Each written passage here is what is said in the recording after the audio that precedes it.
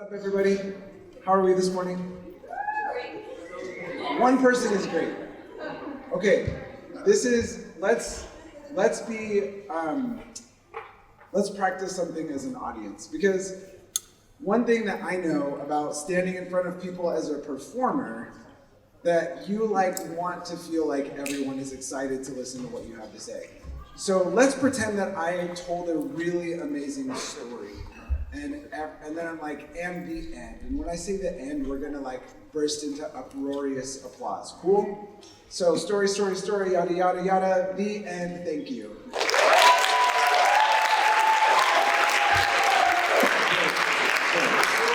You are all warmed up.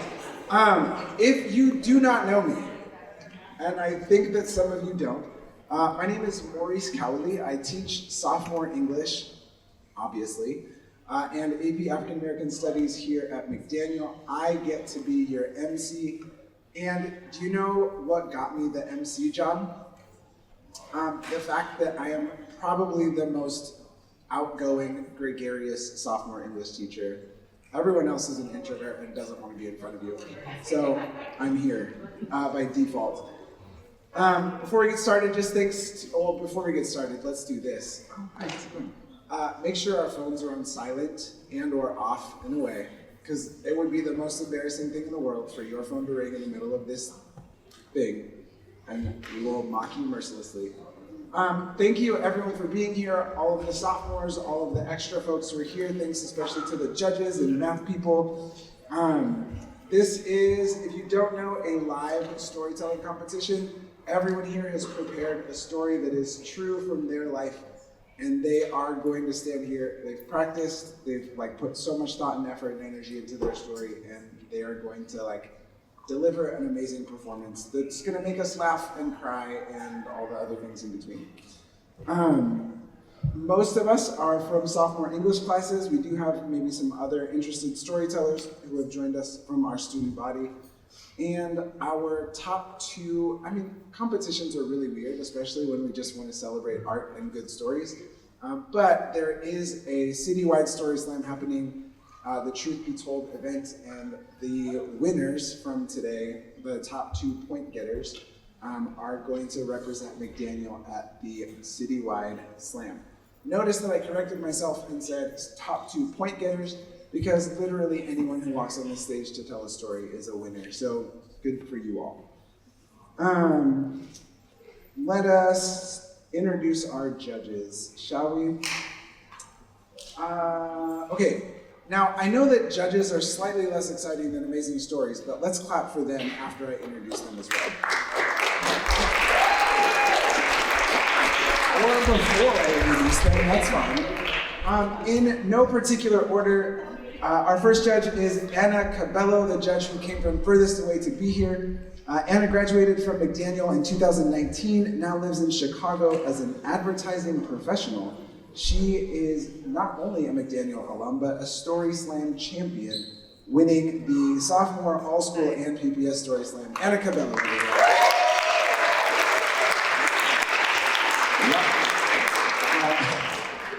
Fun fact, I taught Anna's brother. Our next judge is everyone's very favorite teacher, Darshanpreet Gill. Gill teaches science at McDaniel. She's low-key sus, but high-key always risen up to class with lessons that slap harder than Ohio and live rent-free in your head. She is Mother No Cap. Also, if we were giving away awards for best bio, that's the front runner right there. Our next judge is Holly Maley. Who's that? Oh, hi. Oh, Holly's moved over to Math Genius. Ms. Holly is the junior Ms. Holly is the junior College Possible coach this year. She's originally from Appalachia, but moved here 6 years ago, upgrade, to see what was up with the west side of the country. When she isn't talking about college, she enjoys being outside, holla, reading, yes, gardening, and sewing. What a winner. And while she doesn't have any pets, she's still holding out hope that her stuffed panda and raccoon will come to life one day. at being bred. Our next judge is Ms. Kelly Gomes.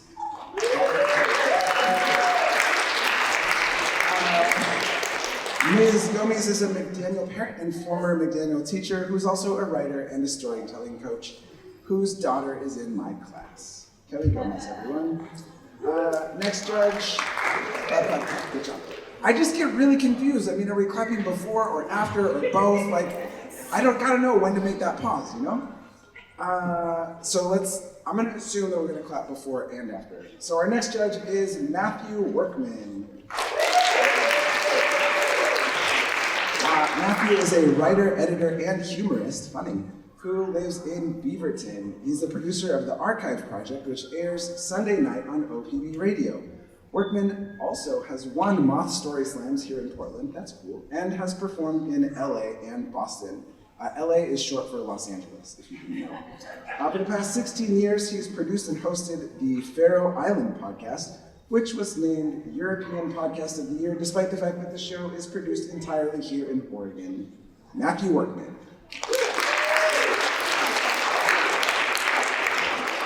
And last but not least, Madeline Mendiola.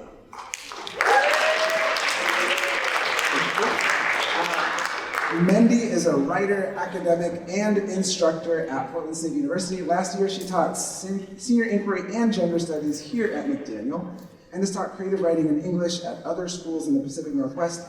In her personal time, she writes magical realism, horror, and speculative fiction. Madeline Mendiola. Oh, what? And another judge who I'm getting their bio right now. Breaking news. While we do that, let's introduce our timekeeper, Connor, with the yellow hat. And our math genius, Felipe, one of the three. Take your choice.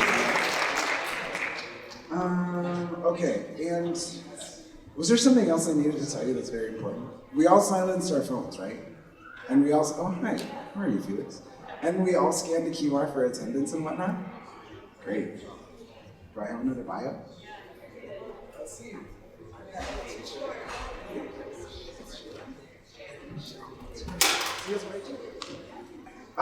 Shannon is a former McDaniel parent. She's a writer and somatic therapist?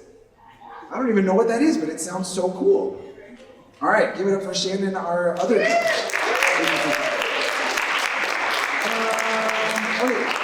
Well, here's how this is going to work.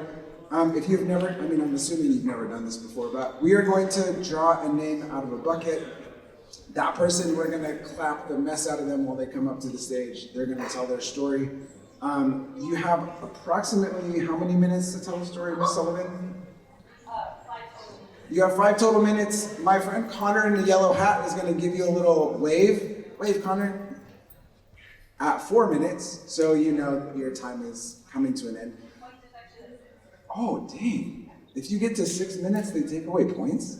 But none of us are going to get to 6 minutes. So are we ready to go? Are you all ready to hear great stories? I saw 2 thumbs up, so we're good to go. Do I get to draw names? Okay. Who's most excited to go first? Who? Kenny? Okay, Kenny. Okay, everyone. Our very first storyteller. No, it's not Isaac. Please welcome to the stage, Clover.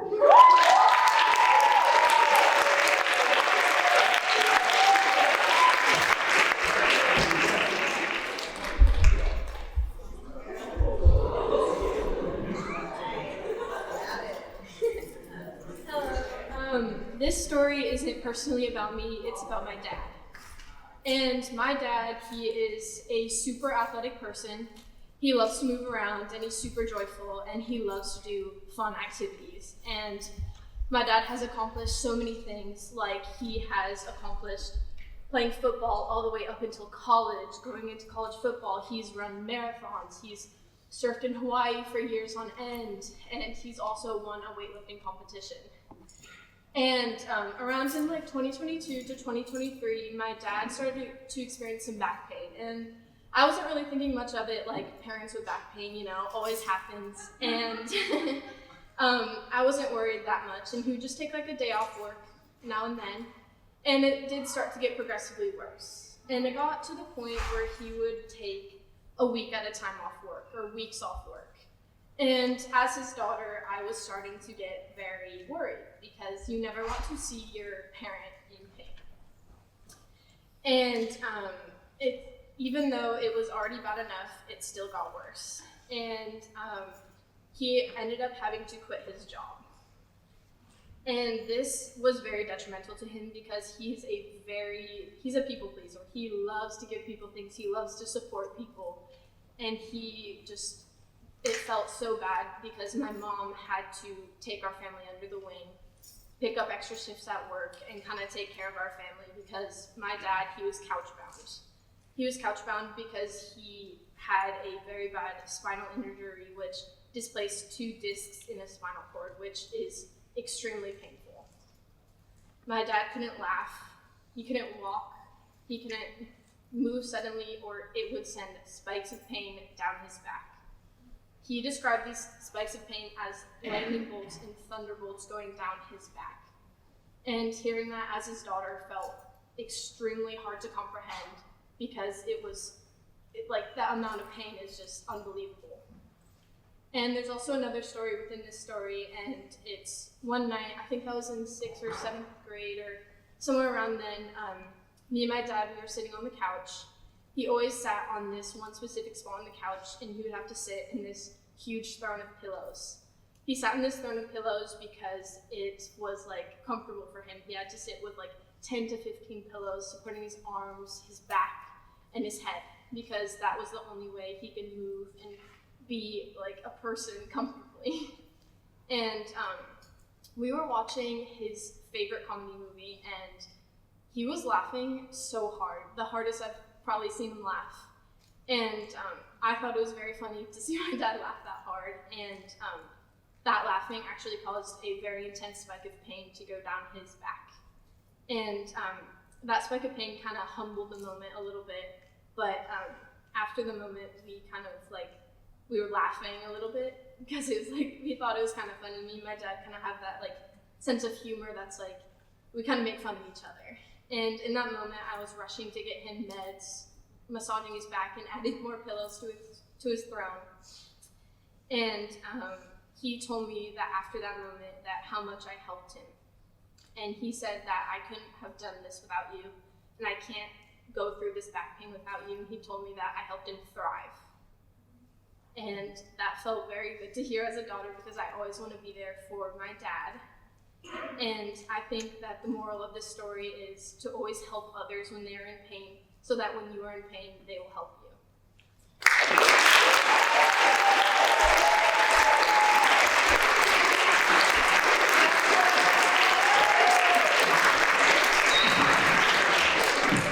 No. That was like the sweetest story I've ever heard. Thank you so much for sharing that with us. Okay. Man, can we just like take a moment and appreciate the genuine sweetness of that story? I mean, I told you we were gonna like laugh and cry, and we did it all in the very first story. Good job. Do we do this like read scores and stuff, or are we just like letting them do? Cool. What's going on there? Okay. So this is just like stuff I probably should know as the MC before we start. But apparently, I'm not actually that good at this job. Listen, so if you think that you would be a better MC or judge or timekeeper or math genius, my good friend, Ms. Sullivan, is always looking for volunteers at Slam events. So you can come have a front row seat, get really cool free merch like this amazing shirt. But yeah, help. That's the theme, help. Obviously. So always looking for volunteers for Slam events, sign up with Ms. Sullivan in the library. It's just over there. Okay, judges, I would love you to pass your rubrices down when you are ready to go. I just won a friend right there by saying rubrices. I made Ms. Kelly laugh. Well, while they're doing that, and I'm done making the announcement about whatchamacallit, shall we figure out who our next storyteller is? Ready, Isaac?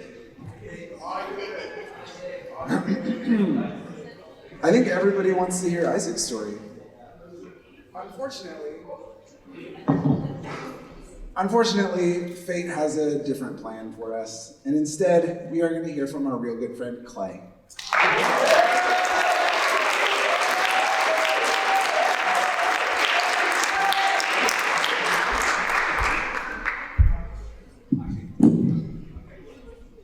All right, take you back to 4th grade. I went to the after-school program at Vernon K through 8 every day from kindergarten to 4th grade. And so the bell would ring, we would get all of our friends together, and we would make our way downstairs to the basement where the cafeteria was and where the YMCA was held.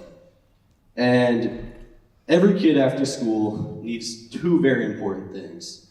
They need food and exercise. And the YMCA would provide. So we would go down there and they would have food already made for us, and we would eat a snack, and they would take attendance, and then we would go outside. We were not allowed to go outside if it was raining, and on this day it was raining really hard. When they kept us inside, they had this giant cabinet, this wood cabinet full of games and Legos and whatnot. But there was a key to this cabinet for whatever reason, and only one staff had a key, and he was not there. So we're just a bunch of little 4th graders running around the cafeteria with nothing to do. They ended up finding some markers and paper on top of the cabinet, which occupied us for, 30 minutes. And then people started just drawing on whatever they could. Drawing on walls and on each other. And we were all pretty okay about drawing on each other. No one cared too much, except one of our friends. He really did not want anyone to draw on him. But that kind of made everyone want to draw on him even more. And after him avoiding it for maybe, 45 minutes or so, someone got him and put a little mark on his hand. And at the time, I was sitting across from him at this table. And he just started freaking out, completely flipped out on everyone. He started screaming and cussing people out, and everyone was telling him to chill out. Like, it's not that serious. They were washable Crayola markers. It was okay, the world was gonna keep spinning. And I had consistently told him, hey, we can just go upstairs and wash it off. But at the same time, I was laughing at him. And I stood up from the other side of the table, and I went around to him where he was sitting. I was like, come on, get up. We're going upstairs. We're gonna go wash your hands. And he got up, and he started following me. And I turned around to make sure, and bam! He punched me right in the center of my face. He just right to my nose. And when you get punched in the face, you don't exactly have like a normal reaction. It's like either you just start freaking out and punching them back, or you stand there and just stand. That's it.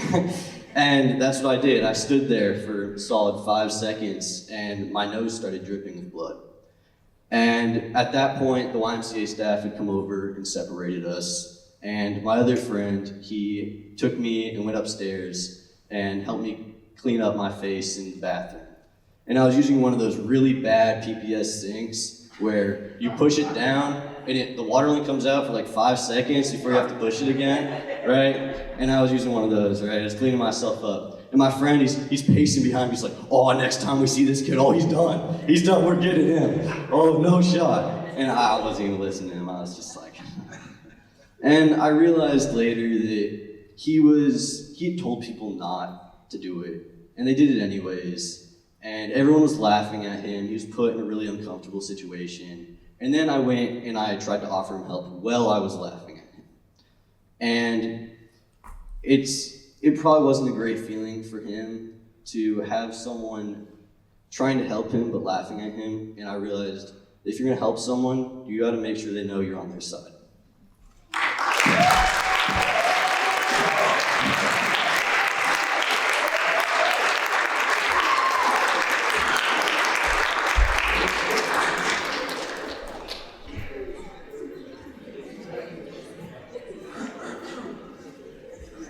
Okay, listen, that story was really great and probably a phenomenal last line. If you're gonna help someone, make sure they know you're on their side. Y'all, write that down. Remember it for forever. That is a genuine piece of great advice. Okay, also, shout out to Vernon. Who went there? One other person? I can't see you. You're gonna have to make noise if you went to Vernon. Okay, cool. Oh, I know that kid. Cool. Vernon, apparently nobody cares about Vernon. Oh, that's so bad. What? Yeah, I guess. Elementary school is when you're in high school. Hey, let's make another announcement, shall we? So I was walking down here with a group of sophomores.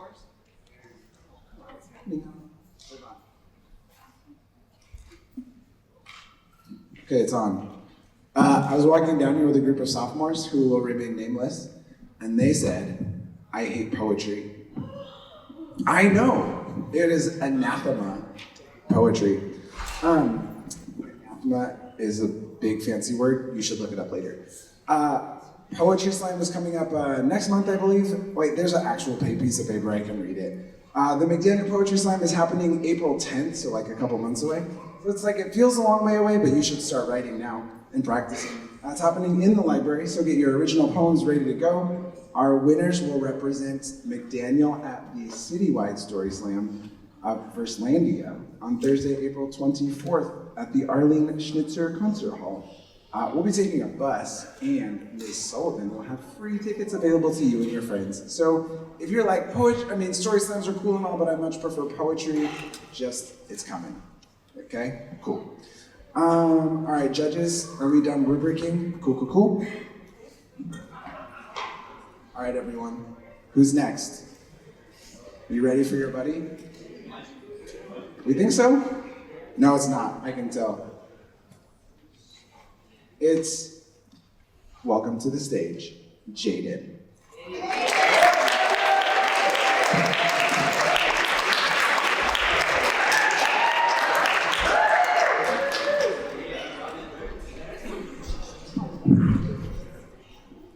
So, when I was a young lad, I was a very naive child.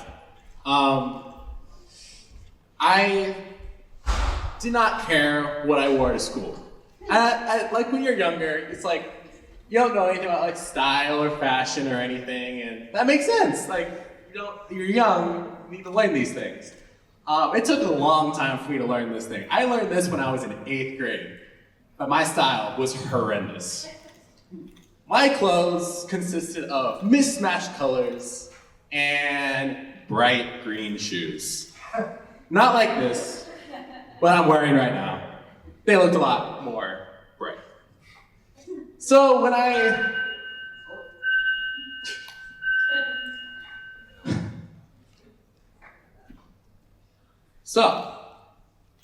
was in let me give you some context first. So when I was in 2nd grade, I started to wear hats. I loved hats. Hats were my staple. I was known at my school as the crazy hat kid. I thought that was a cool nickname, right? Yeah, you're the crazy hat guy. No, it was not a good name. I didn't realize how much I was getting made fun of for my hats and the way that I dressed. I got pointed out in the hallway once, saying, your style is whack. It's horrible. This is not what you should be wearing. And I was like, I don't believe it. It's fine. I'll wear what I want. I don't care. My best friend at the time, his name was Kane. I have his permission to say his name. His name was Kane. And he put his arm around my shoulder at lunch and he said, Jaden, your style is horrendous. And I'm gonna offer my help. You and I are gonna go thrifting, and we're gonna get you some new clothes. I didn't accept his invite because I thought my clothes were amazing. I loved the way I dressed. One day, I look in the mirror and I looked at myself with my hat and my bright red shirt and my gray sweatpants and my bright green shoes, and I thought, damn, he's right. So the next day, I walk up to him and I'm like, I'm gonna accept your offer because I now realize that this is horrible. So we went thrifting. The first time I went out with my best friend was to a thrift shop and we bought clothes. I didn't like any of the clothes that we picked out, but he said, trust me, people are gonna like these. And I'm wearing one of those shirts today. And I actually really like this. I know that now when people look at me, I know I don't have the best style, but people don't look at me and be like, that's horrible. Now it looks, I would say decent. It's not the best, but it looks pretty good. And now I don't wear hats. The reason why is because the hats were a horrible idea. The hats did not look good. Every picture I have with a hat on, I look like a child from 7th grade. I looked like a 2nd grader. And that wasn't the greatest look. It wasn't the greatest thing at all. I don't think I should have done it, but it is what it is. So the moral of this story is, listen to your best friends. They're there for you. They want to help you. And listen to them when they want to help you because, well, they're your best friend. You should probably trust them. Anyway, that's all I have for you. Thank you.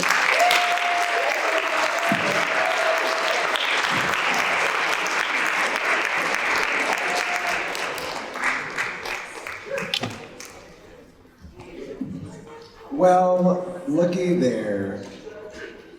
Nope. Why? Sorry. Oh, some people are gonna be, well, it's fine, because we're like, it's transition. And we had somebody at the door, so yeah. Okay, so now everyone flexes over, just in case you were curious what that bell meant, and didn't go to McDaniel for the last 4 months. Y'all, is it like a law that you can't laugh at stupid jokes that teachers tell? It is? It's an actual law? Cool, I'm gonna stop telling dumb jokes. Actually, just kidding. I'm not gonna stop telling dumb jokes, because I can't help it.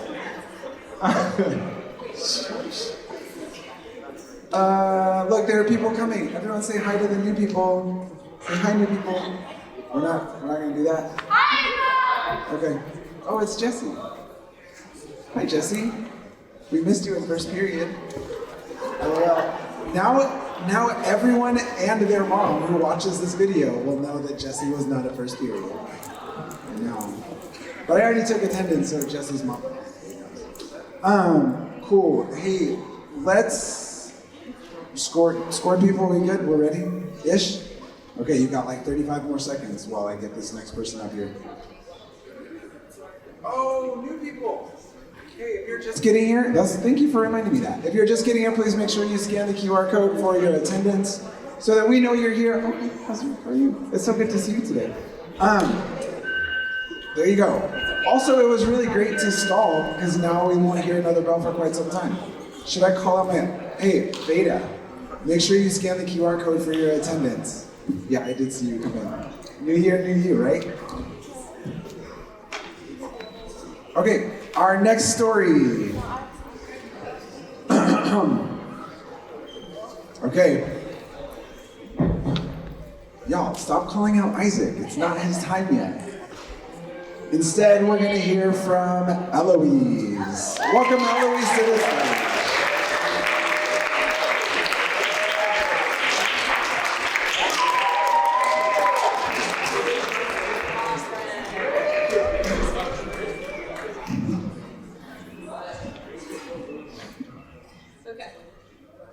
So my story takes place in the summer of 2024. I'd just gotten done with my first year of high school, and I was so excited. It was the season of fresh fruit and sticky, humid air. All my big plans were circled on my calendar in good old glitter gel pen above my desk. I was going out of the country for the first time, and I was so excited. It was going to be the busiest yet. Then there was Waldo Lake. I love camping, I do, but not Waldo Lake. Maybe it's the eerie stillness of the water or the way the trees lean over you, but mostly it's the mosquitoes. They're so bad there. It's because no fish live in the lake, so they don't have any natural predators. And bug spray doesn't even work against them. And when it wasn't super hot, it was raining down super hard. You can't even find relief in the lake if it's hot, because stepping within 10 feet of it means itching all over for at least a few hours. I was really hoping for this trip to get delayed or even canceled for whatever reason, because I'd been through this before and I knew it was going to be bad. But the X's on my calendar were inching closer to the day we left. So in some sort of last-ditch effort to find humor in the whole ordeal, I called up my friend for help. I practically got on my hands and knees begging her to come. I had to leave out a few details like the mosquitoes or the rain or the 4-hour drive to get there in a really overstuffed car, but eventually she skeptically agreed. That was mistake number one. As soon as she got to my house, there were issues. Tetris-like stacking to find room for all the assorted camping gear, and my dogs and 8 people. She already looked like she wanted to leave. She was sitting on my curb with her head down, just looking straight forward. I told her she still had time to bail. She could grab her stuff out of the pile and walk back home, but she said no. I think secretly, me and her both knew that her stuff and her were far too deep in this misadventure to turn back, but regardless, we were off, a few hours behind schedule. The drive was deceptively smooth, as if the universe was lulling us into a false sense of security. Because as soon as we stepped out of the car, they found us. A living, buzzing wall of them, swirling around, hungry and relentless in the humid air. We flailed our arms and ran to set up our tent as fast as possible and doused ourselves in an overpriced can of bug spray. The only thing to do at Waldo Lake is to go out to the lake, so we paddled out there, getting eaten alive. It was so cold, it nearly numbered the mosquito bites. As soon as we got back to camp, we immediately went to sleep. We were so tired and all our blood had been drained. So when we woke up, we were all tired, but my brother and his friends still woke up with a plan. They were gonna go on the 20-mile loop hike around Waldo Lake. They had smug grins and the swagger of men who didn't know true pain. So they set off on their hike, and they were gone for a few hours, but they came back a little earlier than expected. Only they didn't look victorious or proud, they looked defeated. The mosquitoes had broken them. One of them was snapped completely. His knees were so swollen he could barely walk, and his arms were a map of scratch marks. His face was frozen in some kind of 1,000-yard stare, and he just kept muttering the words, "I can't do this, I can't." And then thunder, because of course the sky had to open up just then. Everything spiraled into chaos. We tried to pack up our tent as soon as possible and threw everything in the car haphazardly. We got out of that cursed campsite as fast as possible without looking back. I think the only words that were spoken on that whole ride were my friend turning to me and saying, "Never again." And I nodded, "Never again."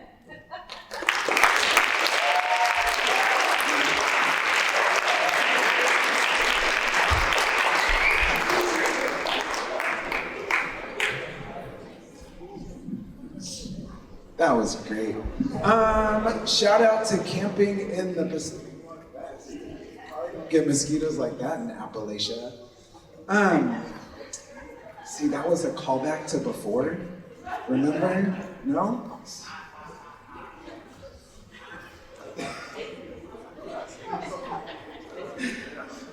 I like that you're heckling me and not storytelling. If you were heckling them, that'd be a problem. Okay, so I was gonna say something, but now I forgot what it was. It's heckler. Oh yeah, we were gonna shout out our official photographer, Julie Carter. Yeah. For all of your photography needs, at Julie Carter. When you're ready to graduate and you need senior pictures, and we'll try to hook you up. I think that happens. What? It's true. Julie's awesome. One other quick little note. How many of you noticed this really cool red shirt I have on that looks like a cry for help? Because remember, it's the theme of our story slam. If you would like to have your very own copy of this shirt, talk to Miss Sullivan and or Mr. Randall Maves, and they can hook you up. I can't wait to wear this to the gym. Okay, next storyteller. Oh, snap! Now is the moment that we get to hear from every storyteller's favorite storyteller, Isaac Stave.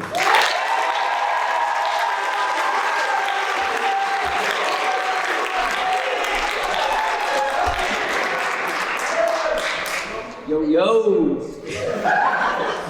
Okay, my story takes place last summer when me and a group of friends really wanted to do something fun. We got to the Sandy River earlier in the summer and we're like, let's do it again. It'd be fun. We can go on a hike, it'd be all cool. So me and like 5 friends get into a car and drive down. Right? And we get there, but we have one friend who I think had summer school. We were waiting for him to hurry up. And so we had nothing to do, right? We were waiting for him. And so we get to the river, looking around, and we see this bridge. And we're like, oh, that'd be so cool to go on. Like, that'd be awesome. But it's not the bridge for people. And so we can't get up there. But then later we see a homeless guy going up. And we're like, okay, if he can do it, we definitely can. And so we find a little trail, path up, and we go up there. And it's great. It's such a good view. Take pictures, all the stuff. And we're walking around there for 10, 15 minutes. And it's like a train bridge for a train. And there's probably 2 feet of grate on either side of the train track in the middle, right? And so we're about halfway down the bridge, and there's this little misconception about trains is that they go choo-choo. Bro, they do not go choo-choo. It's more like a and so halfway through, we hear and we turn around, and there's a train on the bridge coming at us. There's 2 things I didn't know about trains. One, they're really, really fast. And so it's coming quick. And 2, they're massive. And so they're way out over the edge. And so we start running. And one by one, we hop off a little ditch, right? And 4 of us hop off, and I'm like, it's the 5th one. I was in the front, and I was like, where's the last guy? I turn around, and I see him running out. He jumps off, and maybe a second later, the train zooms by. It was just like that one movie, Call Me Maybe or something like that. Then we sit there and we kind of just look at each other and we're like, what just happened? We could have died. And that story really helped me value the importance of life, and you could die any day, and you got to be grateful for what you have.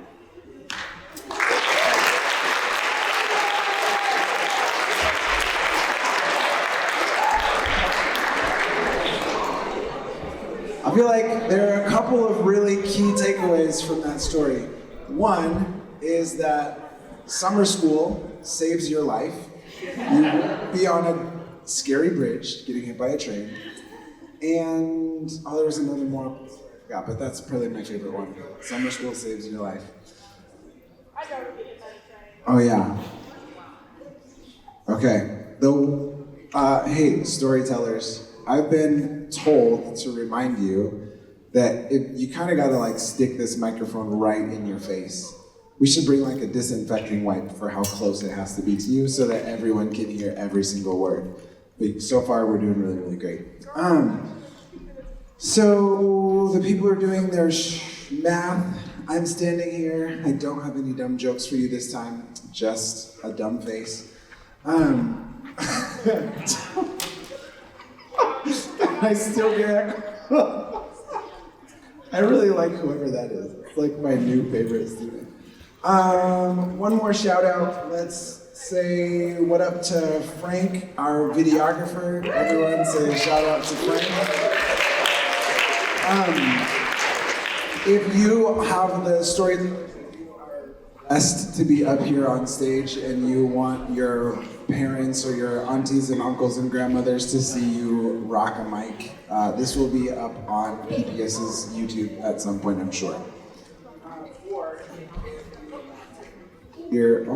Or if you want to go back and review all of my dumb jokes so you know what not to do when you become an MC, you can do that too. All right, rubric writers, your next storyteller is not Isaac, obviously. Ooh. I mean, Isaac can't tell two stories, that'd be weird. Your next storyteller, let's welcome to the stage Mercer Smith.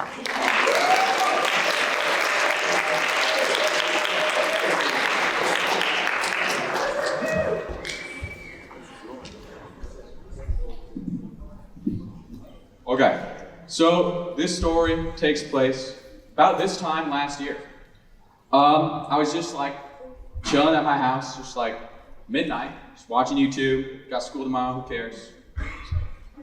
So I have ADHD, so I've got these fidgets. I've got these little magnets.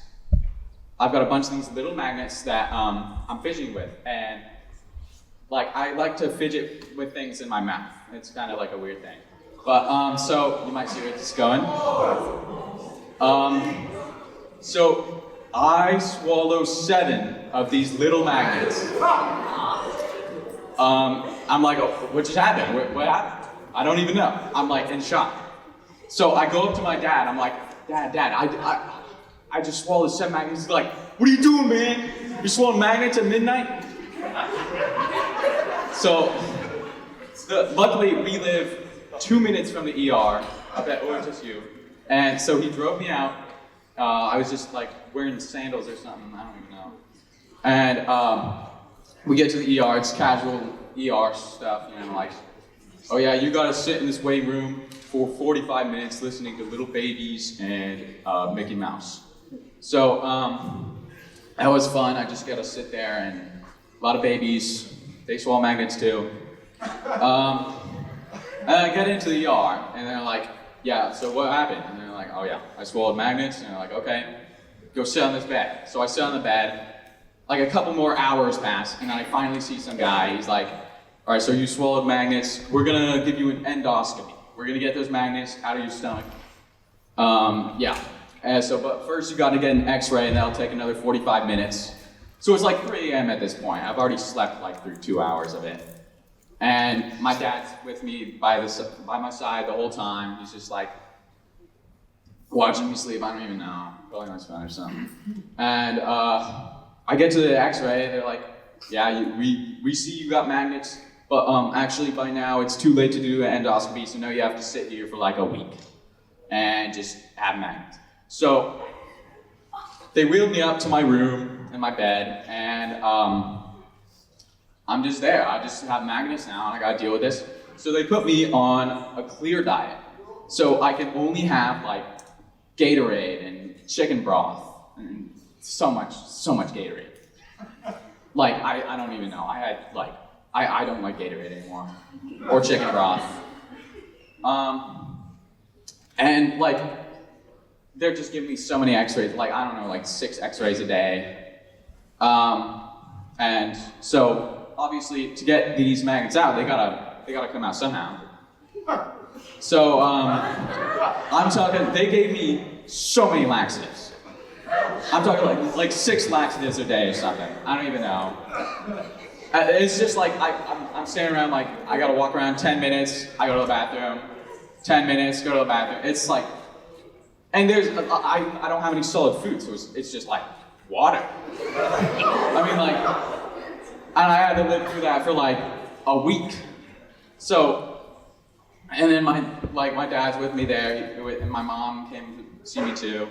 But at the end of the day, I finally got out, and that was it, kind of. It was just like, yeah, I just swallowed magnets. I don't know. Moral of the story, don't swallow magnets.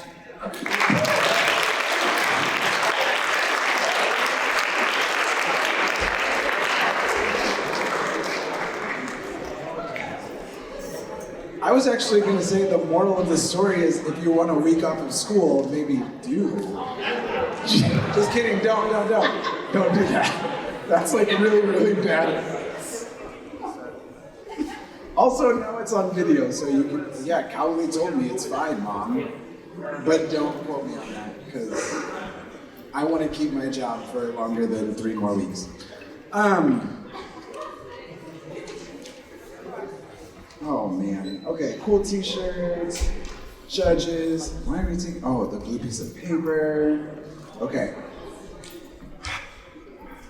These judges, man. Can we give them one more round of applause? Because they have such a hard job. Wow. You ready? You ready? I know how long it takes me to grade something, and they have to do it on the spot right now. Okay, so far we have 1, 2, 3, 4, 5. We've gone through 6 of these stories. We're about halfway. So turn to your neighbor and be like, whoa, whoa, we're halfway there. Say that to your neighbor.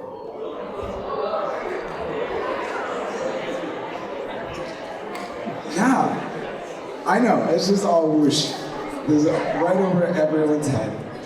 You guys, you need to learn your classic rock music.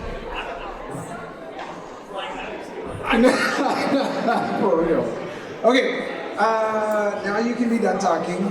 Well, oh. Okay, everyone. Shh. Our next storyteller, welcome to the stage, Beta Grant.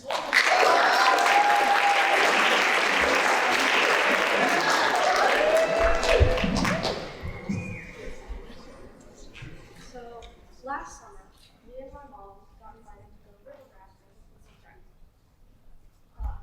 And we thought that sounded really fun. So we said yes.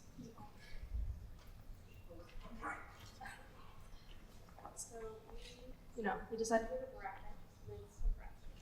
And it's a little bit of a drive to the place, but we get there and it's fine. And we have to sign waivers, saying they're not responsible if we all die on this river rafting trip. And then we get our gear. So we get our wetsuits, which are damp. They're really everything in this whole trip is very damp. And we get these shoes that come with the wetsuits. So they're kind of these weird boots, right? And then we also get life jackets and helmets and these giant unwieldy paddles. And then once everything has all their gear, we all get sprayed down with this freezing cold hose because it's the middle of summer, and if you're standing around in a full wetsuit in like 90-degree weather, you're gonna overheat. So freezing cold hose water is the solution apparently. And so once everybody has their stuff, it's more than just me and my mom and my friends. There's other people on this river rafting trip. And so once everybody's all geared up, we all go on this bus. It's essentially a school bus. And this bus is also very wet, and it smells very bad. It smells like feet, and it smells like sweat. And we drive down these like weird, kind of unmarked roads. We all get off the bus, and we go down this trail. And it's not that much of a hike, really. It's not that difficult of a trail. But we're all in wetsuits, and like the weird wetsuit shoes, and we have giant unwieldy paddles that are getting caught on tree branches, so it's a little difficult.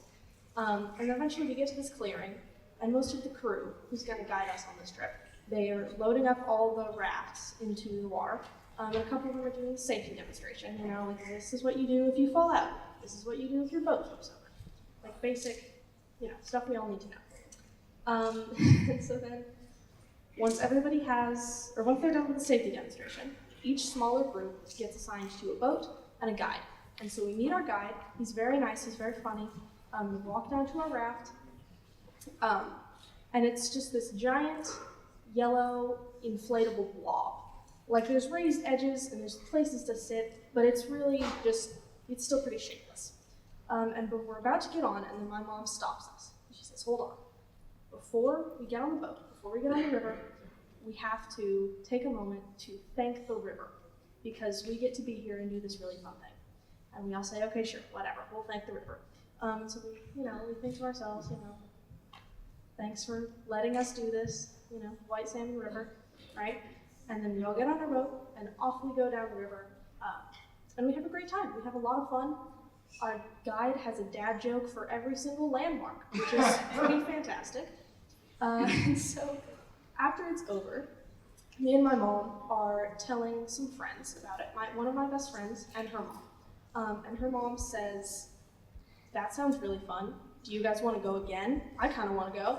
And so we say, sure, why not? And so we go again on the exact same river rafting trip with the exact same company and the exact same route down the river. So we drive out to there. We know the drill by now. We've done this before.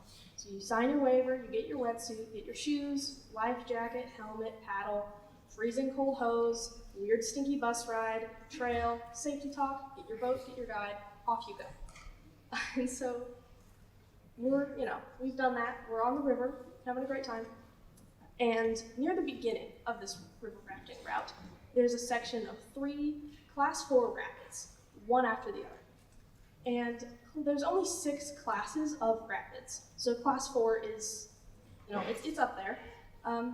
So it's the most dangerous part of this whole river rafting trip, but it's also the most fun. And we've done this before, so I'm looking forward to this. We go over the first one. There's this huge splash. It's great. We're heading right towards the second one, and next thing I know, I'm underwater. I can't breathe. I can't see. The only thing I can hear is just the crashing of the river. And I don't know what's happening. I'm confused. I don't know which way is up. My paddle has disappeared. And eventually I surface. I make it to the surface. And my first thought is swim for shore. I don't care what they said in the safety talk. I don't care what I'm supposed to be doing right now. I am getting to that rock and I am pulling myself out of the water. And I start swimming towards it, and there's a guy on the shore over there, and he's yelling and he's pointing, and I have no idea what he's saying. But I remember there's 3 rapids. We've only gone over 2. And just as I remember that, I go over the third one in the water. And, I go under again, and will eventually surface, and I see across the river a different group's raft. And it's this giant, ugly yellow beacon of hope. And I start swimming towards it as fast as I can. And I get there, and I grab onto the side, and I'm looking up, and I'm waiting for them to pull me into their boat, and they don't pull me into their boat. And I don't know why, and I'm just holding on so I don't get swept down the river. The current's pretty strong, and they're just like panicking, and they're freaking out. I don't know if they didn't hear the safety talk, or if they just forgot it, but they're not pulling me in. And then finally, they drag me up over the side into the boat, and I'm curled up on the floor of this raft, laying on some stranger's feet. And I'm shaking from fear and shock because that water, it may be the middle of summer, that water is not warm at all. And so when I finally, catch my breath enough to sit up and look around, I see on a different raft my mom, who is also shaking and soaking wet, and I realized she also fell in, and I didn't even notice. And then eventually, our raft comes back and we pull up and we crawl over everybody else, we get back to our raft, we're fine. Nobody's hurt, right? And we continue on down the river. We have a great time, right? A little more cautious now, a little more aware of the power of the river, right? But we still had fun. And then on the drive back home, me and my mom were talking just about the trip in general, but also about, falling out of the boat, because we both did that. And then, so we're comparing our experiences of being underwater, differences, that we had, and then I realized something. And I turned to my mom, and I said, do you know what we did last time that we completely forgot this time? She said, no. What did we forget to do? And I said, we forgot to thank the river. And look what happened.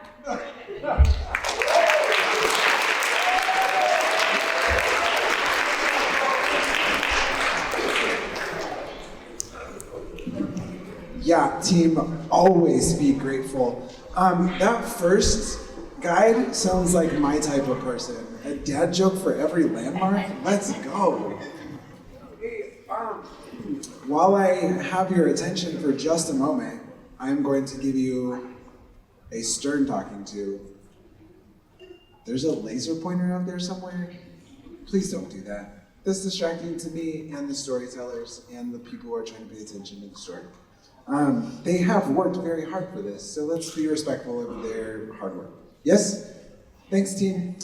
The other thing I will say is, while this microphone keeps cutting in and out, even while I'm standing right next to it, so our little offstage whispers, let's keep those to a minimum as well, so that the judges, when the microphone is being poopy, can hear the story that's being told, and so that we can all hear what's being said.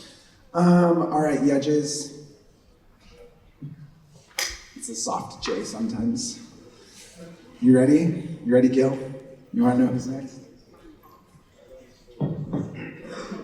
Our next storyteller has been dreading this moment for at least 35 minutes. Welcome to the stage, Kenny.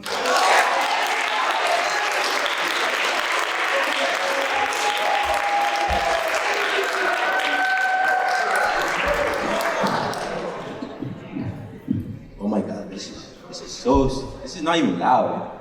Come on. Okay, so my story is about a 5-year-old Kenny. It was really cloudy back in 2013 when I was 5. When I said really cloudy, it was really cloudy. You see, I was a mischievous 5-year-old, really mischievous. Just imagine having a younger sibling, but 10 times worse. I was that kid. You see, I wanted to be Superman because I was obsessed with Batmans and all these superheroes. I wanted to fly. I wanted to be Spider-Man. I wanted to swing. I wanted to sweat. I was I was doing all that. So one day, I tackled myself into my parents' room. Bad idea. That was strike one. So when I was in there, guess what I did? I started jumping on the bed. I knew it was wrong because it's not my first time doing it. And I love doing it because it was real fun. So I decided, I'm gonna be Batman. So when I kept jumping, I did some tricks in the air. I was like, yeah. I was like, yeah. Bang! Ooh. Ow! That was my back. I broke the bed. I was like, oh my God. I went on the bed. My parents came in. I was fake sleeping. They didn't know. Because you know how a 5-year-old can fake sleep? I was spinning my eyes like this and I was like. And they saw me. My mom looked at me and she was all red. And I was seeing stars because I got a spanking of a lifetime. That was strike one, remember, 5-year-old me. Guess what I did next? 2 days later, it was really raining. I looked at the bed and I looked at me in the mirror and I decided, I'm gonna jump on this bed again. And this time, I'm not gonna be Batman or Superman, I'm gonna be Spider-Man. I decided to be Spider-Man, all right. I was jumping, I was doing my tricks. That was my tablet that broke. I looked around, my mom came in. She looked at me, I looked at her, and I was like, I ran off. But that was strike two. I run from my mom. See, while I was running, I ran outside through the front door. Oh my God, my mom chased after me. I looked around, I saw a Red Bull. I was gone. I was not trying to stop so that she can get me. No, I kept running. While I was running, I was screaming, help, well, help, she's gonna kidnap me. They were looking at me people were like, what's happening? They were looking at my mom. And so I stopped at a shop and I was just staying there while it was raining.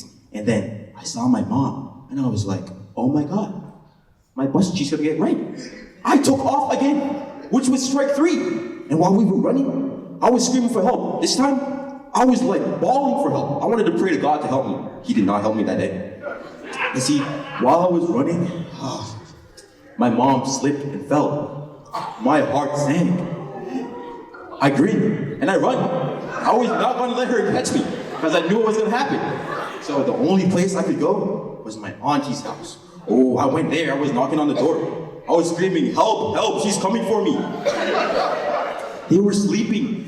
I had 2 girl cousins and they were sleeping. I was banging on the door, bang, bang, bang, help! On the corner, that's my mom. I turned a peek, I was like, oh, hell no. I took off again. And the only safe place I could have went was my dad's. So I went to our house again, and I looked at my dad, and my dad looked at me. I went to hide right in front of him. My mom came in through the door, busting open, bang! I'm like, all right, she's not gonna do anything to me, because I'm with my dad. She had the belt in her hand, and she looked at my dad. My dad looked at her. He looked at me. I was giving him the puppy dog eyes. I was like, Then we started communicating like with telepathically. I was like, Daddy, you can save me. You're my dad.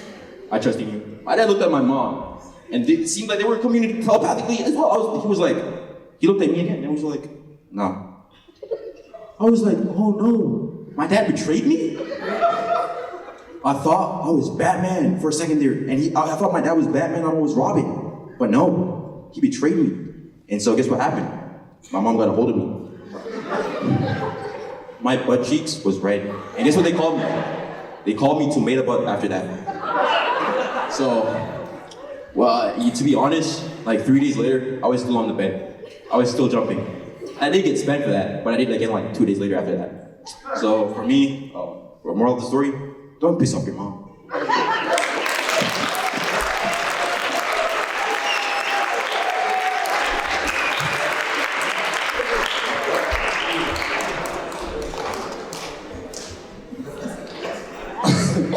I'm pretty sure that is now the #1 moral that we're taking away. Don't piss off your mom. Because, man, yeah. Especially if your mom is in this room listening to that story. Which my mom is not. Okay, so that was, let's see, now Kenny, Aiden, we're killing the game right now. Y'all, we're cruising our way through this story slam. Let's give Connor with the yellow hat one big shout out for being a great timekeeper. I've seen Connor like 5 times waving their little hand, making sure we're keeping it moving, so good job, Connor. You deserve a cookie, but I don't have one to give you, so. That's just like a thought cookie. All right, it looks like we're getting to the end of our judging for this one. We're good? We're ready? I don't want to rush you, but I kind of want to rush you. Our next storyteller, please welcome to the stage, Vivian Lee.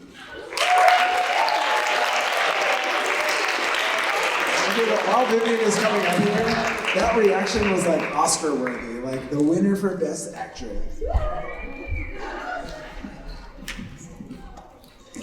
So my story begins when I was 2 months old. My parents both worked 6 days a week, so me and my brother were dropped like orphans at my grandma's house.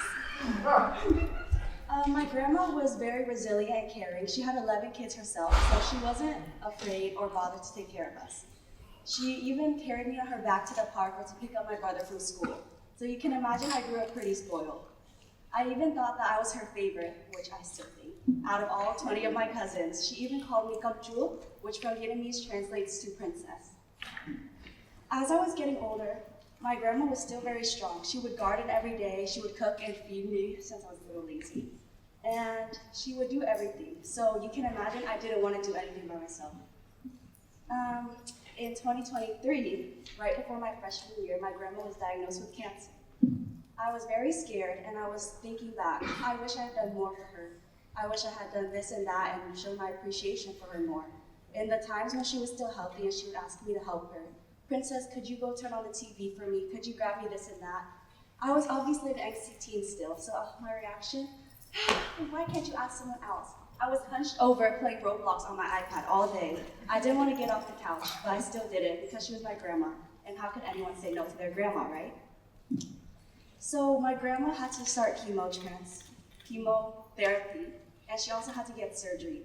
During those times, I realized that she never wanted assistance from anybody. She would go to her chemo and sit there alone, and she didn't want help going to the bathroom or anything. It made me wonder if she was embarrassed to ask us for help. Thinking back now that my grandma is fully cancer-free, I realized that when she asked me for assistance, it wasn't because she needed it, but because she wanted to know that somebody was there and willing to help her. Now, I'm only able to see my grandma a few times a month, but I always try to make sure that I'm that person for her. Since I'm her princess, she should be my grandqueen. Thank you.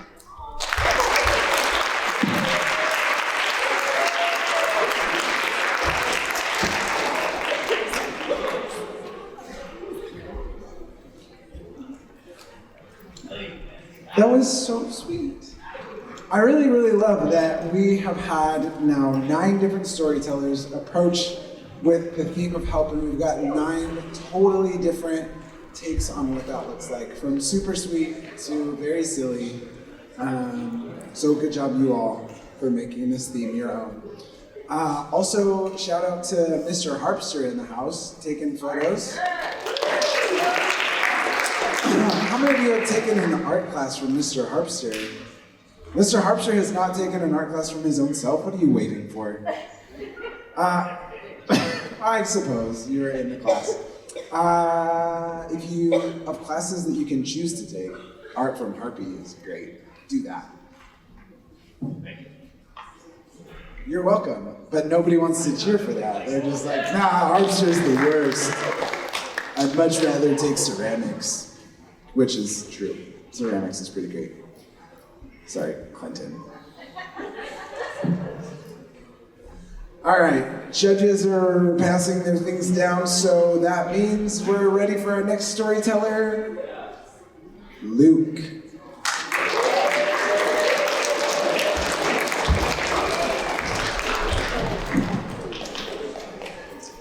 Okay, so I'm in Costa Rica, the summer of 2024, living with a host family, basically on my own, because I thought that was a good idea. And I still did not know the layout of the little town I was living in, which was called Cope. Like, to get to my American friend's house, who was maybe one turn away around this giant landmark windmill. Take just one left turn, right? Every single time I went to their house, I would get lost. I'd wander around the entire town for like up to an hour. So that is how bad I am at directions. This particular morning, I was stuck in my room, didn't have anything to do. My bed filled up half the room, sat on one side. The bajillion things I brought to keep me company, but really did nothing more than to cram me into this child's bedroom, sat on the other. I was just filled with anxiety at the thought of like going out and talking to my family. Oh my God, what am I gonna do? And eventually sitting with my thoughts became too much and I had to do it. I stepped out tentatively into the living room and I asked my host mom in my gringo Spanish, ¿Puedo ir a caminar? Sí. Gracias. I slipped on my worn tennis shoes and I stepped out into the Costa Rican sun. I was free to do whatever I want, go wherever I wanted, as long as I got back before lunch. The sun pounded down on my sunscreenless face. Flowers peppered the hills. Birdsong floated through the air, and a river rushed nearby. I took my usual path through the outskirts of the town, left, right, over the bridge, and left again. Now, usually, the next step would be going over a much bigger second bridge. But this time, today, I felt adventurous. I was gonna do something different. I was gonna take a right turn. I could not begin to comprehend the gravity of that particular decision. So, I was walking. My feet were like a motor.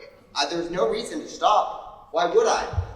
I was singing Defying Gravity out loud for the whole world to listen to, and there was flowers, birdsong, as I said, right? Eventually, I got to this point where I was just exhausted. I wasn't even thinking, I was so exhausted. And I checked my watch, it was 11 o'clock, and it's not easy walking out there. In here, this is flat, right? This is a flat road. In Costa Rica, this is flat and this is steep. So my chicken legs were very tired. So I made my way back, right? I turned around, I reached the trinity of roads. I was not paying attention. Crap, which way do I go back? Maybe I'll cross the bridge, right? I already went over a huge bridge. We all remember that, right? I went over, right? Yeah. So I walked over to the bridge, birdsong, flowers, river, yada yada. I'm feeling a little nervous. I glance to the left. Have I seen that house? Have I seen those plants? No? Okay. I messed up. Back the other way. Flowers, river, birdsong, yada yada. House, plants. Nope. Okay. Back and forth, ignoring the bright coupon. Welcome to Cope, pointing directly to my town, pleading me to go back. So I am back and forth, back and forth. I'm in my brain, I'm like, oh my God, if I don't make it back before lunch, I am going to starve. I'm going to die out here alone. No one will find my body. The two guns will peck out my eyes. Eventually, out of breath, I stop and I scream in English, "Help!"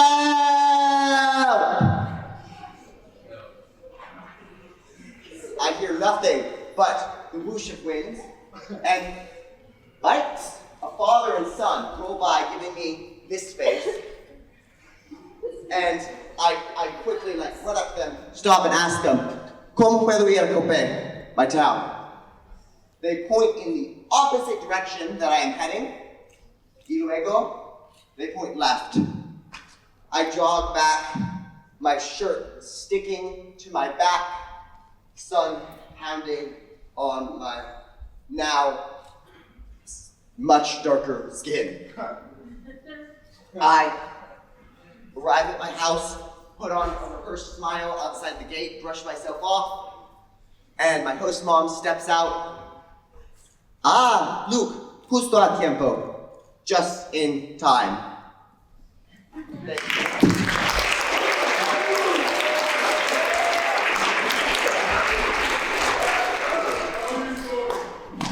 Tell who a story.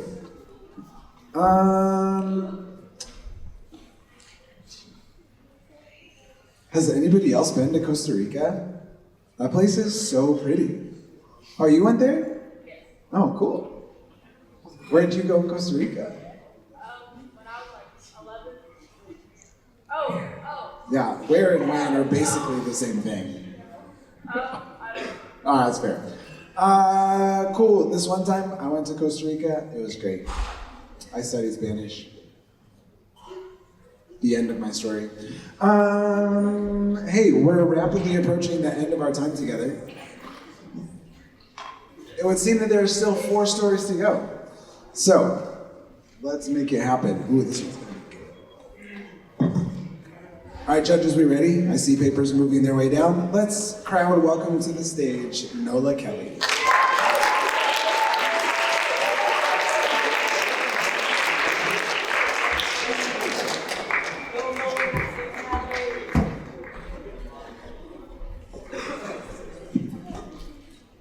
Okay, hi everyone.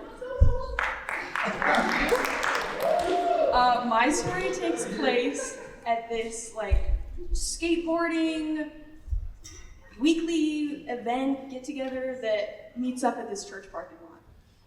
And I'm here with my friend Silas, his friend, my friend, and my friend Saren.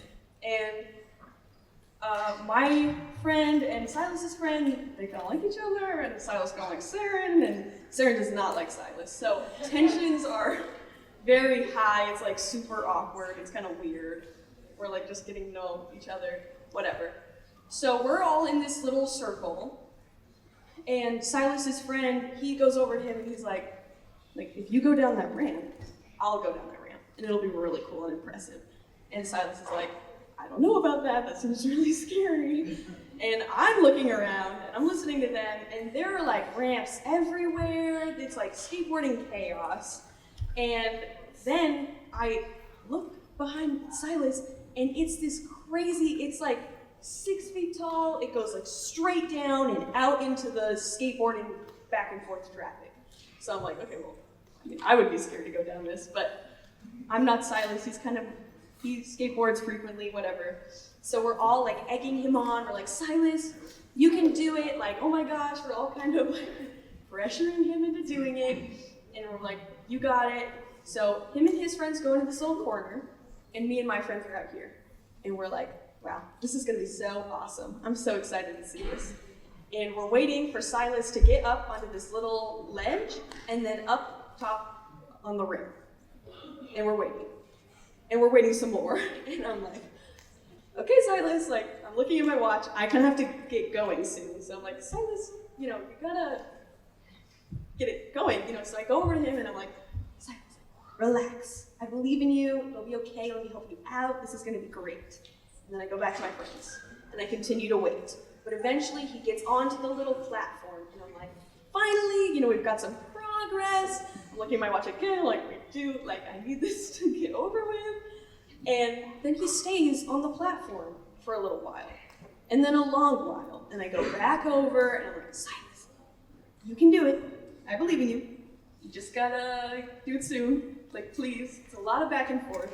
And he finally gets to the top of the ramp, and I'm like, this is gonna be so amazing. I'm like looking up at him, and everyone's egging him on. There are people recording. I was like, I'm either gonna watch him crack his skull open or go down this really cool ramp. And he's up there, and then he gets back down. And I watch him from the top of the ramp onto the platform, onto the ground, and he runs off crying. And I was like, oh my God, I did not know him very well at the time. And I was like, I just made this little boy cry, because he's in the grade below me. And I felt so bad. I was like, oh my God, this was horrible. Felt so bad. We were like, I just peer pressured someone. Like, it was horrible. Oh my God, I felt so guilty. And eventually he comes back out and he's like, guys, I'm so sorry. I didn't mean to ruin everything. I feel so bad. And I was like, no, Silas, like, you do not have to feel bad. Like, we should feel bad. We were like pressuring you into doing something. Like, it's okay. Like, you're not ruining anything. We were just trying to be nice, whatever. And he's like, okay. And his friend is being kind of a jerk about it. And I'm like, this is so annoying. Poor little Silas, he felt so bad. So then I'm like, I'm so sorry, Silas. That was so, rude. But I do have to go. So me and my friends, we run home in whatever, we're home, whatever. Fast forward, a year, me and Silas, best buds. He's like my best friend. He's like my little brother. Love him to pieces, whatever. And I go to this skateboarding event again, and I see him go down the ramp. No problem. There was no peer pressure. It was all good. And that's how peer pressuring someone a year ago helped him prevail.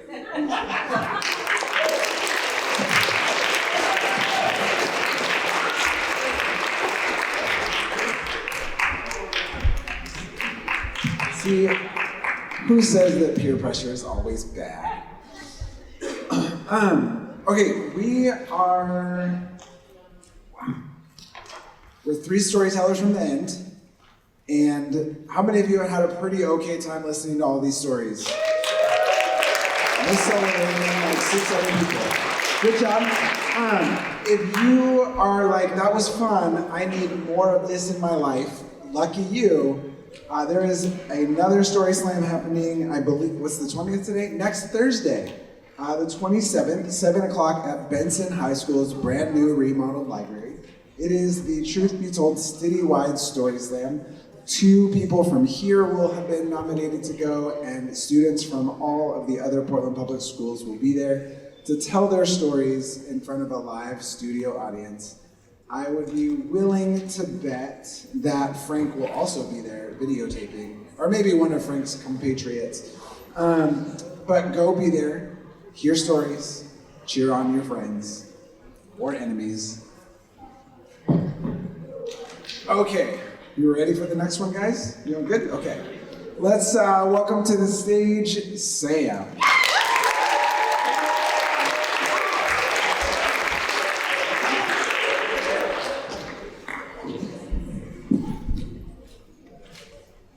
Okay.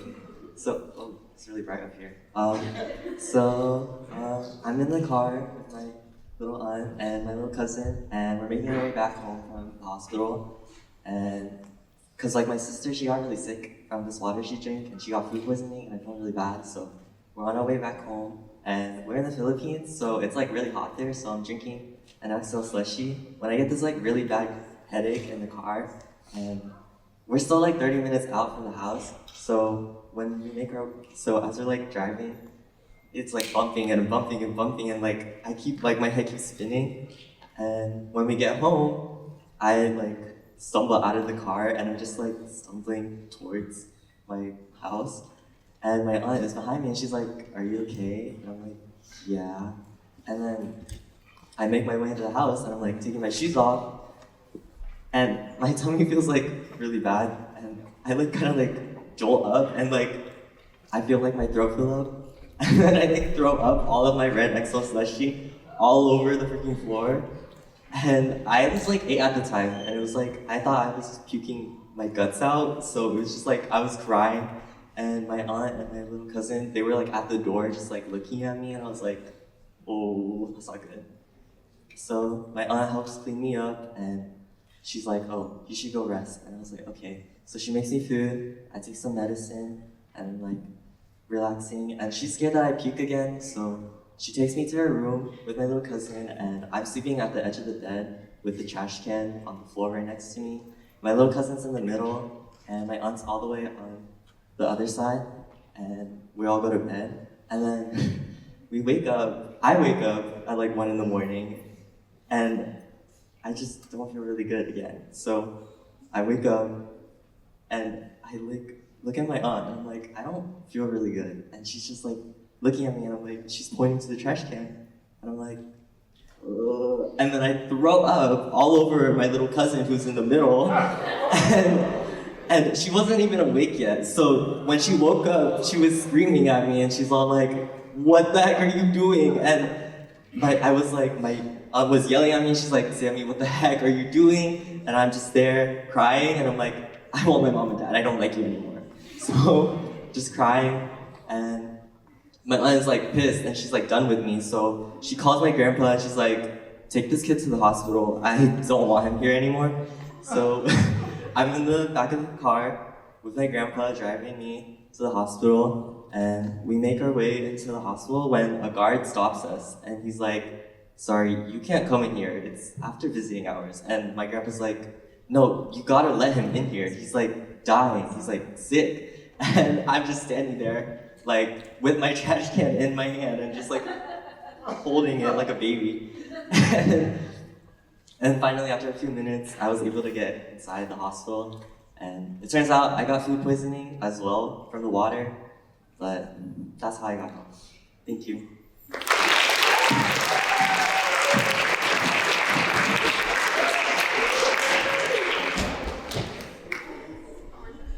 Okay, very important survey. How many of you at home are shoes off homes? Okay, cool. That's the way I think it should be. Because shoes are gross. That's my biggest takeaway from this. Well, house shoes obviously are fine, because they don't leave the house. Okay, friends, there are 2 people left in this bowl. The 2 people over there who have yet to go, are both just, well, one of them is glaring daggers at me.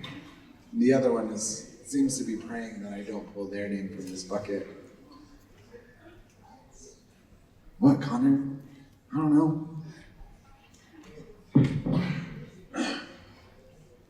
Oh, yeah. I'm speaking, so Connor does have to stare at me.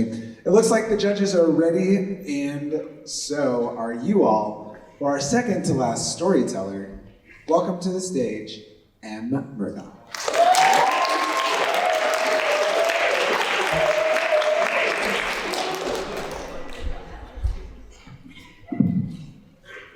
Okay, so when I was younger, me and my little brother, my mom, and my Uncle Byron, we would go to this like cute little campground.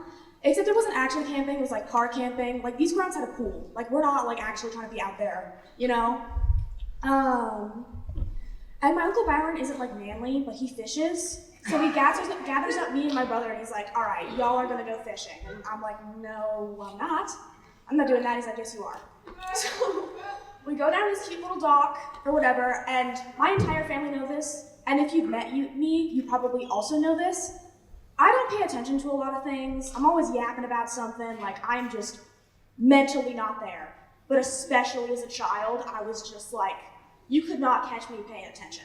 And so I'm telling my little story, you know, just talking about whatever a 7-year-old could talk about, which is probably not much. Talking to my Uncle Byron, my brother's ignoring me because he thinks I'm annoying, which I probably am. And I'm walking backwards with the line because apparently you're supposed to do that. And I'm walking backwards, and I see my mom like walking down the dock, and I'm like, this is a really beautiful moment. Like I'm with my entire family, like just this is really beautiful. And then my heart drops. I fall backwards. I see my life flash before my eyes. Okay, because I'm not built for this. I hit the water. And my mom panics. And she runs to the dock, she sticks around the water, she's like, Em, grab on! And if she's panicking, I'm panicking. So suddenly I'm just like splashing around in this water. I'm like, I'm gonna die. I'm gonna drown today. I'm gonna die at 7 years old. And my Uncle Byron, laughing, like bent over laughter, like he is wheezing. I have never seen a man so joyful to watch me drown, okay? And he goes, Em, stand up. I look down, I stand up, the water's at my knees. 7 years old, water's at my knees, okay? I'm short. This water was so shallow. I look up at my mom and I'm like, this is your fault, okay? This is not my fault, this is your fault. And my Uncle Byron looks at me and he goes, okay, Soggy Bottom. And that is how I got called Soggy Bottom for the rest of my adolescent years. Okay? That's it.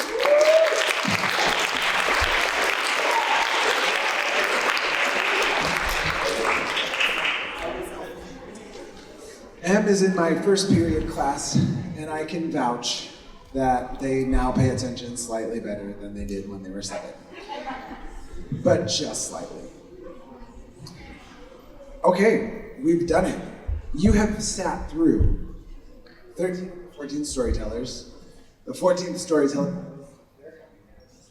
But we're just gonna ad-lib for a couple seconds to give these judge writers a couple seconds to finish their rubrics. Oh yes, this is not on my list of things to announce for some weird reason, but there is a gala tonight. How many of you are participating in a gala in some? At least 6 of us? Cool. 7, 8, 9? Okay, great. Come to the gala, help us raise so much money for clubs and lots of cool things. Tickets are for sale somewhere. Be here, eat food, celebrate. I don't know what else is happening. But the gala, be here. I am ceremoniously picking up the final piece. All right, everybody, welcome to the stage, our final, but not least important storyteller, Justin.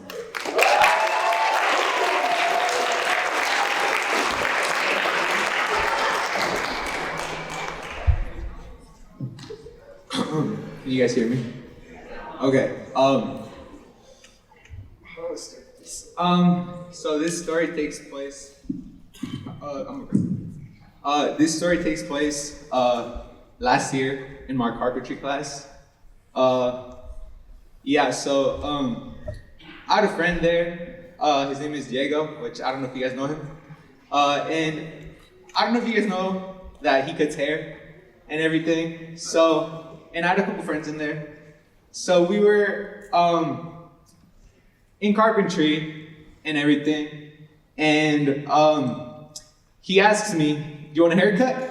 And I was like, okay. So I was gonna give him a chance, see if it's worth it. And there's like a little shed. There was a little shed over there. And we go to the shed, he takes out his clippers and everything. And I had a couple friends over there also. And as we're there, he's cutting me up. I thought I was gonna feel like the shit, you know? So I thought I was gonna feel like pretty good about this haircut and everything. Cause yeah. And as we're there, he starts cutting me up, like putting my hair back and everything. And mid haircut and everything, like I have like one side, I'm pretty sure, his clippers died. So I was like, oh god. And yeah, his clippers died, and I was just like hoping for like a miracle or something, that he has like a backup battery or something. And we're there and everything, and as we're there, we were just like thinking of possible solutions that we could do. And the best thing that we all agreed on was we gotta go buzz. So I was like, oh, so I was like, okay, whatever, just do it. And I got a little mad, I'm not gonna lie. There's a video somewhere out there, I don't know. But I got a little mad, and So as he's cutting my hair, all my friends take a turn on like buzzing me. It was an 8 guard, so it was pretty short. And I go home that night, the very same day. Go straight to my room, and I'm like hoping my parents like don't see it. But as my mom as I'm upstairs, my mom gets home and everything, and was like, come downstairs and everything. And yeah, so I was just like getting ready to get made fun of, basically. And she keeps calling me, and I'm like telling my sister, hey, can you go tell mom that I'm doing something real quick? Just so I don't, just so that she doesn't see my haircut. And yeah, and then my mom keeps calling me and screaming at me and everything. So then I start walking downstairs slowly, very, very slowly. And then I stand like right at the edge of the stairs, like where she can't see me, but she can hear me. And she finally gets mad at me and tells me to just get downstairs already. So as I go downstairs, she tells me, she looks at me, it looks at my hair, looks at me again, and just starts laughing really hard at me. And I was I felt kind of bad because it wasn't my favorite haircut, but yeah, and everything. So she starts laughing at me. She tells me, she asked me what happened. I told her what happened. And she tells me to book a haircut, because it was, like I said, it was half of my hair, and then half of my hair, I just had half of my hair, basically. Yeah. And she tells me to book a haircut. I book it, and I come back with, pretty even amount of hair, I guess. And yeah, and I would say my barber, he asked me what happened, and everything. I told him what happened, and he let me go home with a free haircut, and that really helped me. So I was really thankful, and he's like, it's fine, that happens, everybody goes through it. And yeah, thank you very much.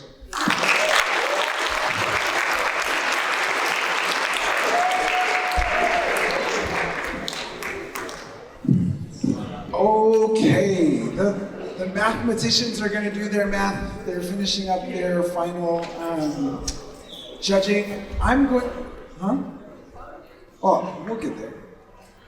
I'm going to regale you with a story that nobody is going to judge, and then we're going to do a group story. So, a long time ago, I was talking to my friend, and she told me, this is why I wouldn't count because it's her story, but she was telling me that her and her sister-in-law were sitting around and discussing how it's really, really annoying that they know so much and all of the men in their lives know nothing about female anatomy.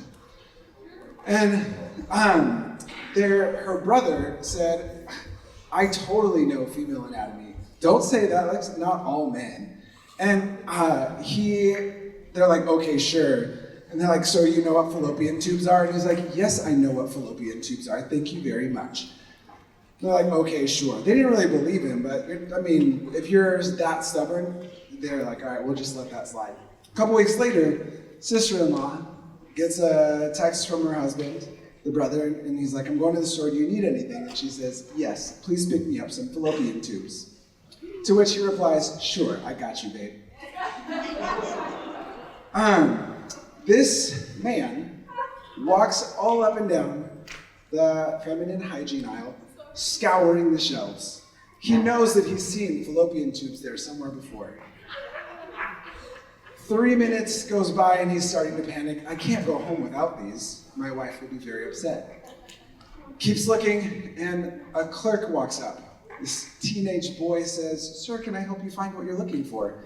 And he says, yes, I am looking for fallopian tubes.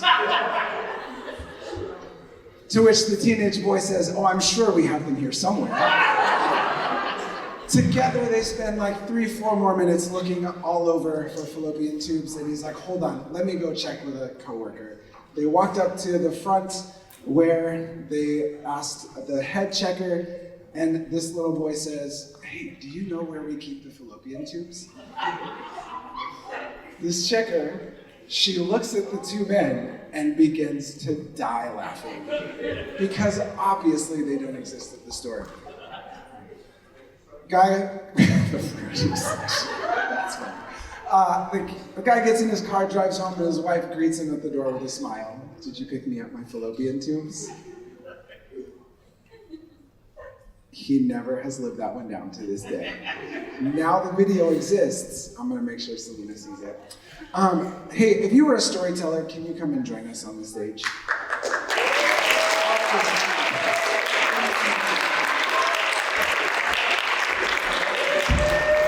I think somebody might have just learned what a fallopian tube is. Okay, one more round of applause for all of our storytellers.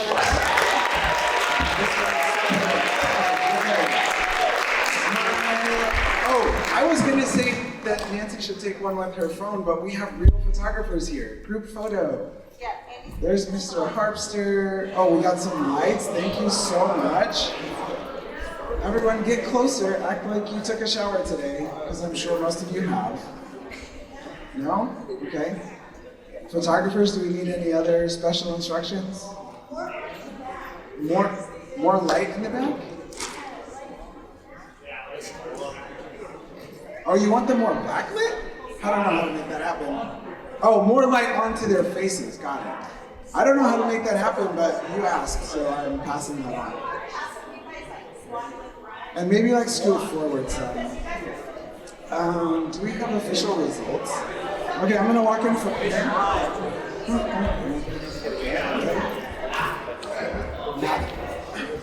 Cool.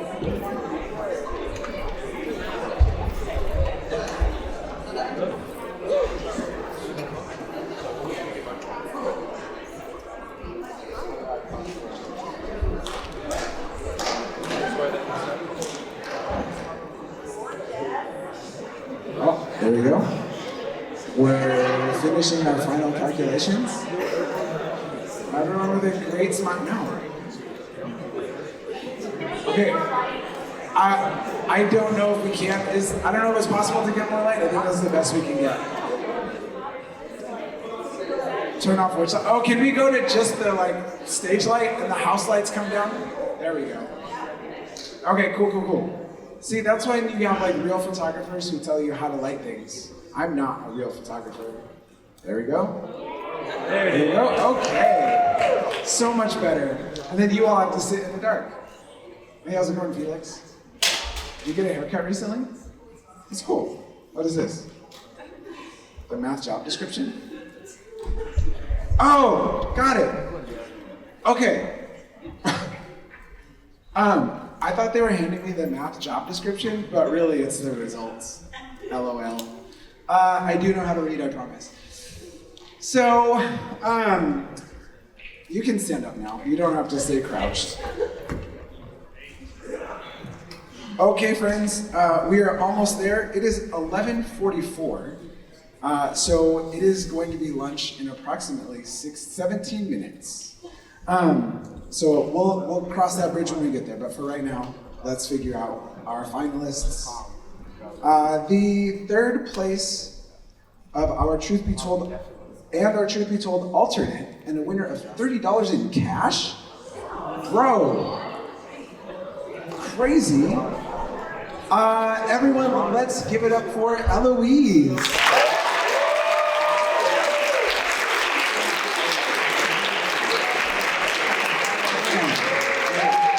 Yay, Eloise. Don't go anywhere. Okay, second place. And one of our representatives at the Truth Be Told Story Slam and the winner of $40 in cash. Yeah, I know, right? That's like 2 whole meals at McDonald's. Let's give it up for Kenny.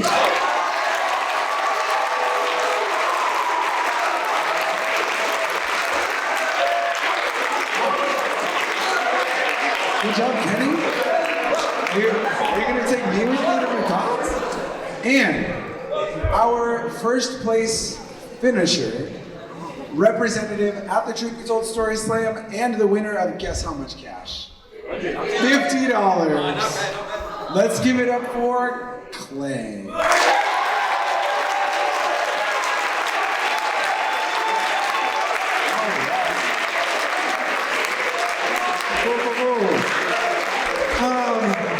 One more round of applause applause for all of our storytellers.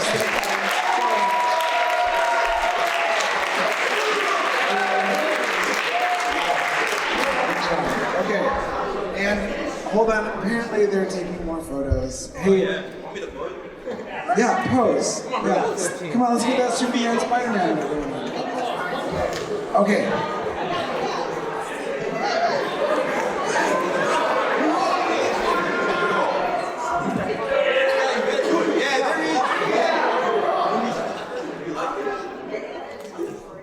Oh, I don't know. Anna, are you ready for this? You ready to tell the story? Okay, thank you, storytellers. You can go sit down now. You don't have to stand there awkward. Hey, we're gonna do one more story, and before we do, no, after we do. Everyone, our guest from Chicago, Anna, say what's up.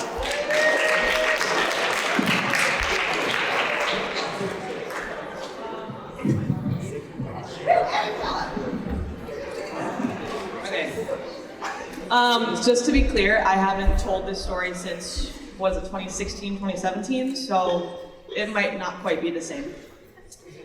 Oh geez, okay. So it is the summer of 2004, which means I am 3 and I'm much older than you guys. I'm sitting at my grandparents' kitchen and dining room. My family lived in the Midwest at the time, and so I was flying to Oregon to visit them. I was eating my Honey Nut Cheerios with vanilla-flavored milk because that was the only way they'd get me to eat whole grains. And I remember I was just sitting there eating it and enjoying the Sunday paper comics, even though I couldn't read. And I'm looking out the window to my right, and I see a van at the curb, and I'm like, I don't know what this van is, I can't read, but there's yellow lettering, it looks menacing. And so I'm like, hey, Grandma, there's someone outside. And she's in the kitchen, you know, she's Italian, so she's like prepping dinner at like 6 in the morning. And so she walks over and she looks where I'm looking and her face just falls. She is sheet white, she's shaking. I have never seen her so rattled. And so she grabs me, yanks me more like, my cereal spills, and pulls me into the computer room because, like I said, it's the early 2000s and there's a computer room. And she starts booting it up rapidly and she's just very shaking, which is shaking me. And all of a sudden, we hear kaboom! The front door had been rammed in with a battering ram, and all of a sudden, like a stampede of buffalo, just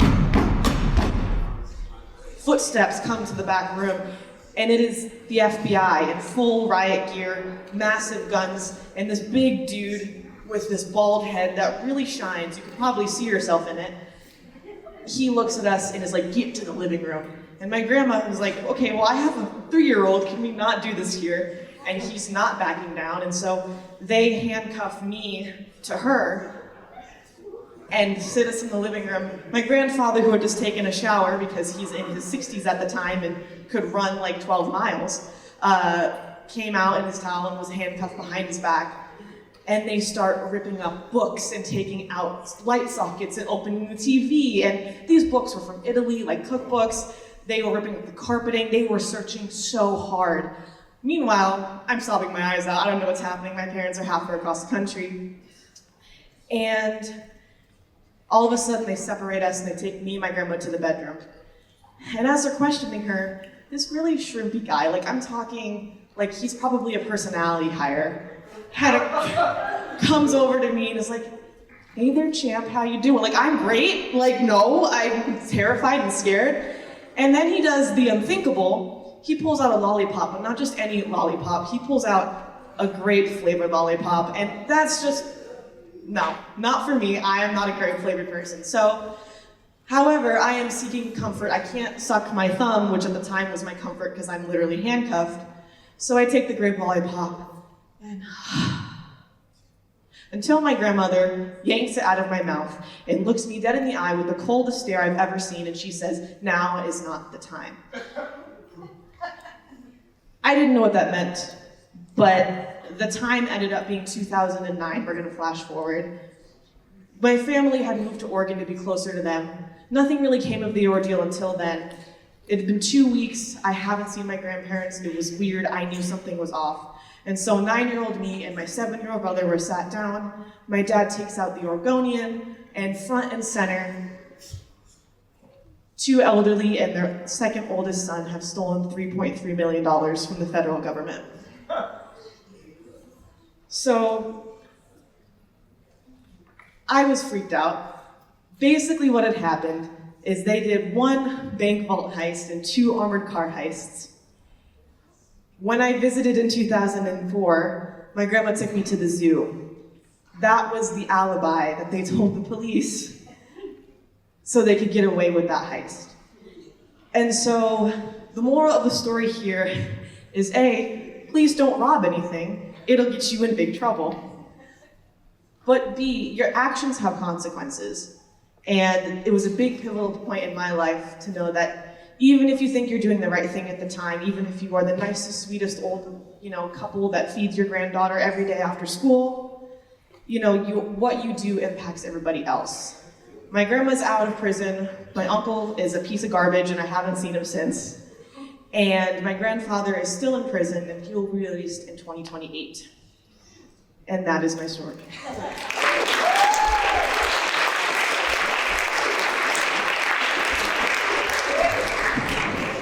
Fun fact, I almost wore the same shoes as Anna Cabello today, but I didn't because I don't like Nikes. Sorry. Huh? Oh, that's fine. I'm glad other people like Nikes. They don't fit my feet right. Hey, before we go, I have to say one thing, or 2 things. First, to you all as an audience, thank you so much for listening to all of the stories that were told today. Good for you. Clap, clap, clap, clap.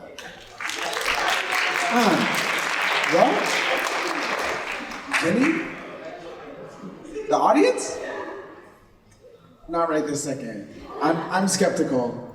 The other thing that I really wanted to say, and I almost said it before Anna, and as an educator and teacher, as somebody who gets to work with young people all of my life, I want to thank the storytellers who went today. I want to thank all of you sophomores who bravely wrote and shared and told your stories to your class and to your teachers. It is such a gift to get to know little parts of your life, and I hope that you experience it as a gift to know that there are people in this community who care to listen to the things that matter to you. As silly as some of our stories are and as serious as they are, we have space to care for and carry each other in ways that are really unique. And so, even when you're groaning because your teacher is asking you to write or to talk or whatever, know that our hope is that you feel seen and known. And if you're I'm gonna speak for all the other sophomore English teachers, that we hope that you know that you are cared for and loved deeply by adults who see a really bright future for you. So whatever else is happening in the world, know that when you're here, you are family, you're cared for, and that you're loved. Thanks for letting us be a part of your life that way. So thanks to all of you.